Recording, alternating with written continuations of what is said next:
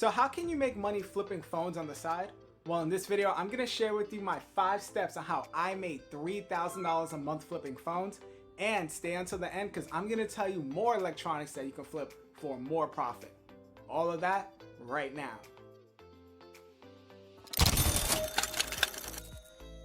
What's going on, guys? Justin here with Broke Millionaire, the channel that helps you take control of your money. And on this channel, we do reviews of the latest budgeting apps, as well as tips and strategy videos just like this one.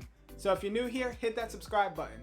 Also, let me know what other types of content you want to see by voting on the poll right up there. Okay, so 2 years ago, when I was first learning how to make money online, I was introduced to the world of flipping electronics. And like everybody else, I had my doubts.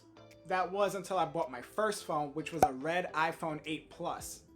I left work at 8:30 p.m., traveled a full hour to get that phone, and when I got back home, I actually sold it for a $100 profit that same night. Think about it, $100 profit in one night. You do that 30 times, that's $3,000 in profit a month. But how exactly do you do that? Well, that's where my 5 steps come in. So the first thing you want to do in your phone flipping journey is to actually advertise online that you're selling phones. And you don't need to be fancy with this. You don't need Photoshop skills. You don't even need Canva skills. Some of the top phone flippers that I've met have actually done it with just a post-it note on a phone saying, "I buy phones." And where do you advertise these? Well, 2 of my favorite spots are Facebook Marketplace and Craigslist. Yes, these are the 2 best places to get anything used, secondhand, and this is the perfect place to advertise that you are selling phones. And are you going to be able to start getting people messaging you or calling you when you only have 1 ad up? No. Like all good things with marketing, you're going to need like 10, 20, 30 something ads circulating between both sites. But once you do have those things, all those calls start flooding in. So what do you do after people start messaging you? That's when tip number 2 comes in, and that's the negotiation phase. When people start calling your number for flipping phones, or when they start messaging you on Messenger, this is your time to know as much detail as possible about what you are potentially buying. Some of the things you want to ask when you are buying a phone is what kind of phone you're getting, what company is it with, and is there any kind of physical damage that you need to know ahead of time. This is also the spot where you want to be very wary about what people are saying. People everywhere will tell you exactly what you want to hear because they also want to get as much money as they can from their phones.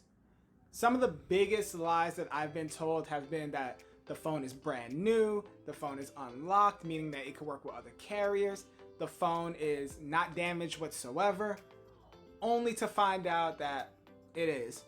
While you are also on the phone with them getting this information, you want to be on eBay, whether you're on eBay's app or eBay's website, because you want to type in as much information as you have about the phone so you can get the right price that you can sell it.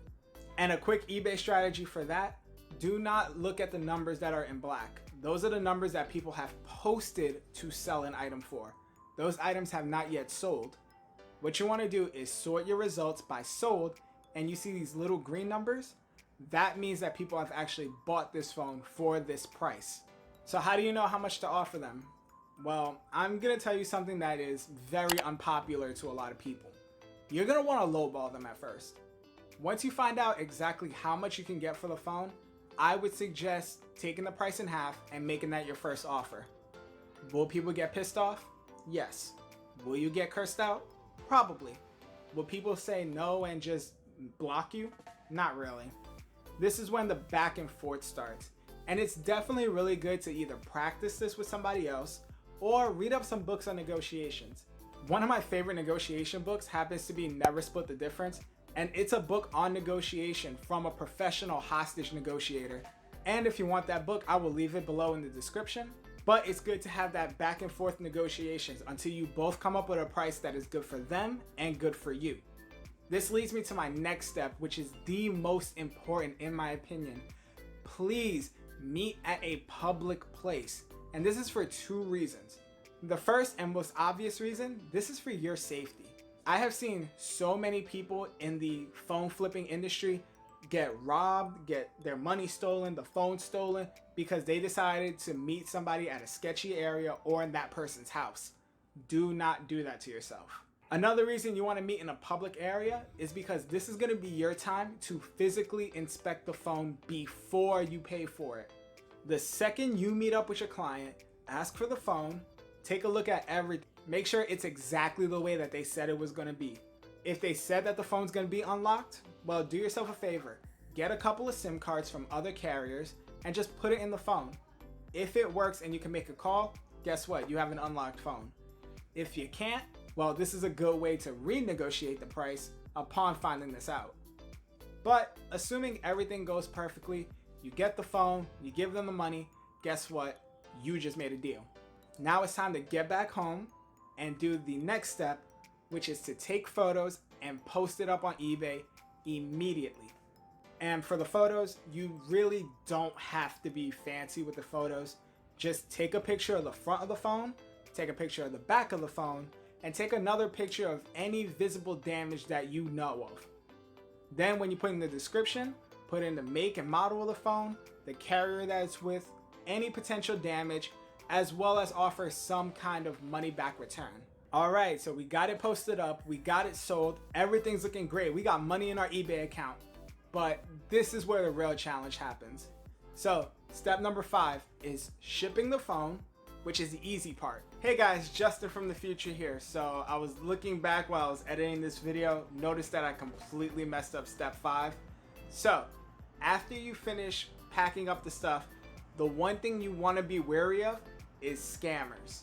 And there's actually 2 types of scammers we'll get into. The first type of scammer is what I call the different shipping address scammer. Basically, this person will buy your product, don't send you the money yet, but instead sends you a message saying, hey, I just bought your product, I need to ship it to insert family member here, this is their address. Guys, do not ship it to that address. What you are essentially doing is voiding eBay's seller protection because you are not allowed to ship it to any address outside of the customer's address that's on their profile. So if you're ever faced with this issue, all you have to do is message back the customer saying, hey, I completely understand. However, under eBay's protection, I should say, I am not allowed to ship a product outside of the address that is on your profile. And then let them deal with it from there. The second type of scammer you'll see is the person who buys your phone. They'll pay you the money, and then maybe a week or 2 after you ship the phone, they'll try to put a return order in. Now, I've been selling on eBay for about 2-3 years now, and I always know if somebody puts in a return order, just return the money. It's way less hassle, you'll get your product back, then you can always sell it after that. But you gotta be really careful about what the person is sending back. If they're sending you back the phone, thoroughly inspect it and use the photos you had to make sure that there's no new damage. And there's a potential that somebody will try to scam you like this. Now, I sold the phone once to a customer who in 2 weeks asked for a return. And me being the nice guy, I offered the return, and he proceeded to send me this. He sent me a candle. And if it wasn't for the fact that I was on my toes, I could have accidentally sent him back the money without my phone instead of $2 candle from Walgreens instead of the $150 phone I had. These are the 5 steps that I use to make over $3,000 a month flipping phones. But if you want to increase your profits even more, you can sell other electronics. Gaming consoles sell well, headphones sell well, video games sell well, and MacBooks sell well. I would personally stay away from Windows laptops because they do lose their value with time, but any of these things can make you some serious money fast. Now, question of the day, guys, what is your side hustle? Are you flipping phones on eBay? Or maybe you're selling something else on eBay, or maybe you're even drop shipping. Let me know in the comments below, and I enjoy seeing you next time.